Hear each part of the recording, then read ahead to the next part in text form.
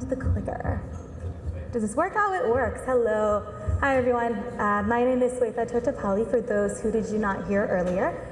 And if you can't tell by how I look, I consider myself an Indian American. I was born in India, in Hyderabad, a long time ago. I am older than I look, so give me a little bit of street cred. And then I moved to the States when I was 3. I lived here, I worked here, I started a career in corporate finance, and then I realized that actually what I wanted to do was go create impact for our community, and that I needed to and wanted to go back to India. So I went back to India, and that's when I started working for Dalberg to create social impact for nonprofits, for corporations, for foundations all over the world. For those of you who don't know Dalberg, we are a mission-driven firm that focuses on creating impact through using strategy consulting, and we work with folks like the Gates Foundation, UNICEF, big companies like Shell, Gap, et cetera, all in the pursuit of how can we create social impact. After spending a few years in India, it felt like it was time to come back to the States. I wanted to create more impact in this part of my home. And then now I realized that what I really wanted to do was to have my cake and eat it too. And so now I live in Bombay and Berkeley. Don't ask me about my jet lag. Don't ask me about how much I travel, because it's a lot. And so I'm really excited to share the results of this work today for a couple of reasons. 1, because I care deeply about social impact. 2, because I care deeply about our community. I care about our community in India, and I care about our community here. So it brings me great pleasure to chat with you. And I want to start the conversation, because I know it's right after lunch and everyone is tired, with 2 questions. Number 1, and raise your hand, yes or no, as we chat. If you think that our community gives relative to its philanthropic potential, raise your hand right now. Okay, not a single hand. If you think our community does not give relative to its philanthropic potential, please raise your hand. And if you don't know, please raise your hand. Okay, so we don't think that we give relative to our philanthropic potential. All right.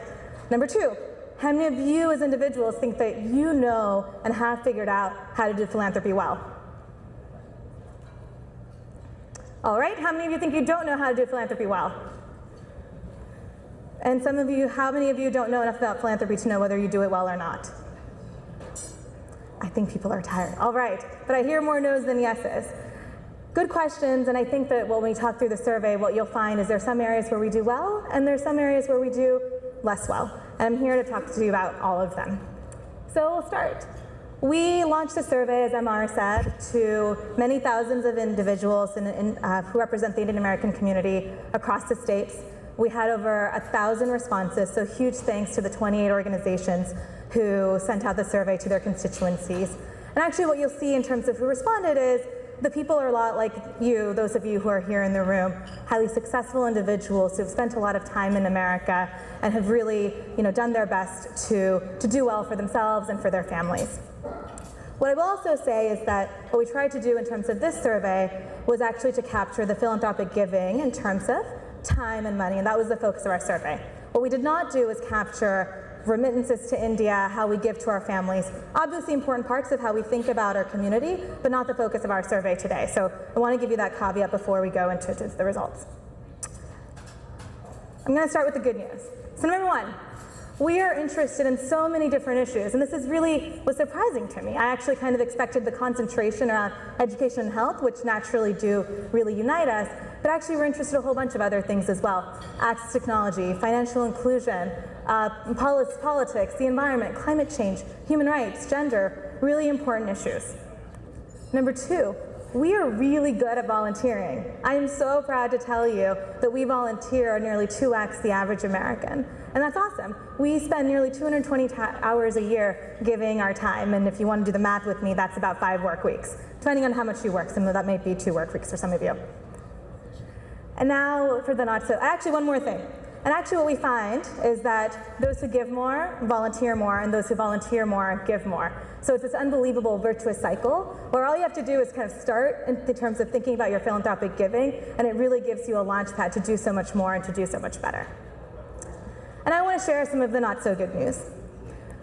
The first is that we have an annual giving gap of $2 to $3 billion. So when those of you who said, we don't think that we actually meet our philanthropic potential, this may be some of what you were thinking about. Are we actually giving enough money? We're not. We're not relative to our potential, that is. What you find is that if we think that we have a $2 to $3 billion giving gap amongst our own community in the US in terms of what we give to India, what we give to the US, we actually have immense potential. And that potential, when I think about the quantification of it, I look to the philanthropists that I admire, perhaps more greatly than anyone else globally, and that's Mr. Bill Gates and Mrs. Melinda Gates. They give about $4 to $5 billion a year, all over the world, several hundred millions of dollars of which actually go to India. We could, if we took the potential of this community, this room, and people who are like us in America, contribute and make the kind of impact that the Gates Foundation does. They've worked on eradicating polio around the world. They've worked on malaria. They've worked on education. That's real and meaningful impact, and I want this data to not be a source of, hey, we're not doing enough and we just need to do more, and is it a question of, is it 1.5% or 4% that we give? But it's a real call to action to say, we can do more, we can do better, we can create so much impact, let's use that as a call to action. And importantly, and personally for me, what I find is that we actually apply our values, that stated preference and the belief that a lot of different topics are important, we don't quite give as consistently to our values as we could. And the first and perhaps the most important really hits home for me is actually around gender. So, women, 56% of you listed gender equality as a priority for you. That was second only to education and basically leveled out pretty similarly. Only 26% of men listed as a top 3 priority.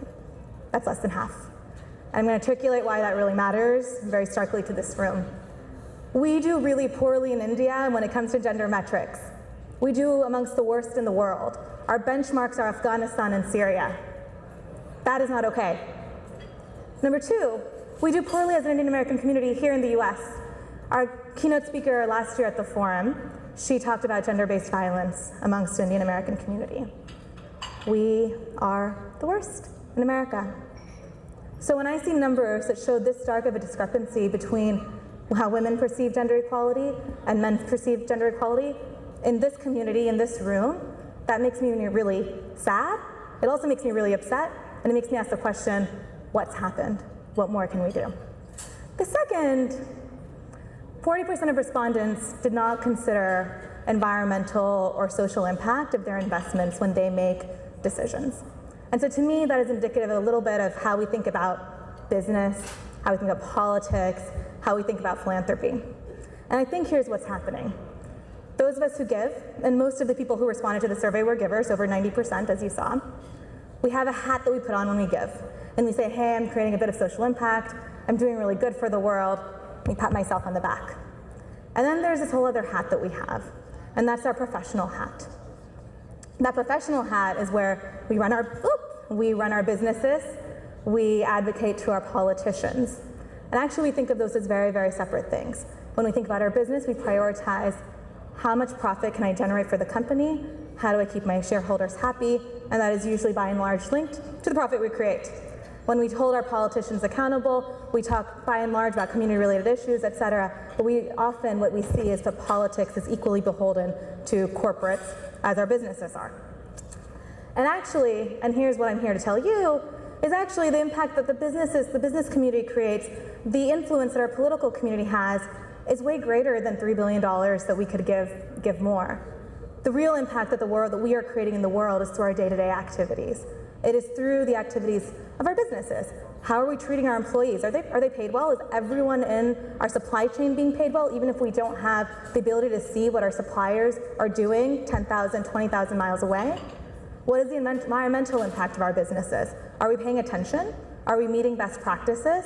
Are we using renewable sources? Or is our supply chain just so fragmented that, actually we're creating a lot more bad in the world than good from the products and services that we're creating? And I want you to think about that when you think about philanthropy too. It's not naturally how people think about philanthropy. They think about what nonprofit can I give to? And the last thing that I'll say is, here's what's holding us back. What we saw is that it's an issue of trust. People constantly say, I don't know what nonprofit to give to because I don't trust these organizations. What I think is happening is that the people at the top are eating the money. There's so much overhead, they're not effective. And at some level, sometimes you're right. There's 3 million organizations in India. Of course they're not going to be doing well. But I also want to tell you this. India has some of the most innovative, impactful organizations in the globe. Social businesses, nonprofits, and they are worth investing in. They track their impact to unbelievable levels. And what to me, when I see this data is, there's an opportunity for us to learn more about the kinds of organizations that actually exist out there today. There are tools and resources like Giving Compass that actually help you figure out, well, what organizations are worth giving to. And so I encourage you all to kind of take a look and see, well, what are some of those organizations that actually I could be contributing to, and how can I help overcome that own trust deficit that I may have, as well as those philanthropic intermediaries. So what? So how can we do better? And I'm over time, but I'll take just one more minute, Memar. Here's what I take away. I think there's 3 calls to actions I want to leave you with. 1, we can give. We can give more and we can give smartly, whether that means it's about volunteering more or giving to more organizations, or even saying that I want to think about how I give to the organizations that I already give to.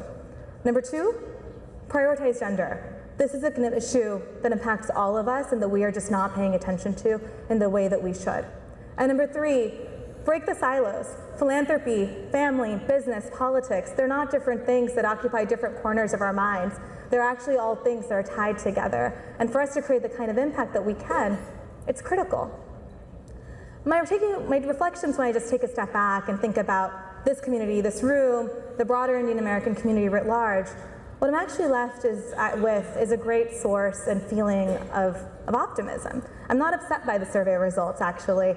I'm left with optimism because of this. Many of you, many of the people that you know, came to the US decades ago, maybe not with a lot of money, maybe not with a lot of opportunity, but with a lot of hope. And what you were able to do was make yourselves really successful. You made yourself successful, as the data shows from the people who responded to the survey. You've helped your families grow, whether they were in India and you helped foster an education, or whether you brought them over to the States to get them a job opportunity. And now, our community as a whole, we have this incredible platform. We have the means and we have the voice. We have the power to make a ton of impact. And I think when I see the data, I say to myself, how do we channel the success of this community to do even better, to do more than we have today, and to make an impact not just on ourselves and our families, but to all of society and to the community that we care about so deeply. And so if you have questions and are not quite sure what to do and make of all of this, then I ask you to do 2 things. Reach out to Amar, reach out to Sanjeev, reach out to Gabrielle, and ask and continue the conversations here within the Indiaspora community. You can also reach out to me. My contact information is readily available. And this is what our company does all the time, is think about how can all of us do a better job creating more societal impact, irrespective of what hats we wear. And we'll be here and happy to help continue the conversation. Thanks for taking the time to listen.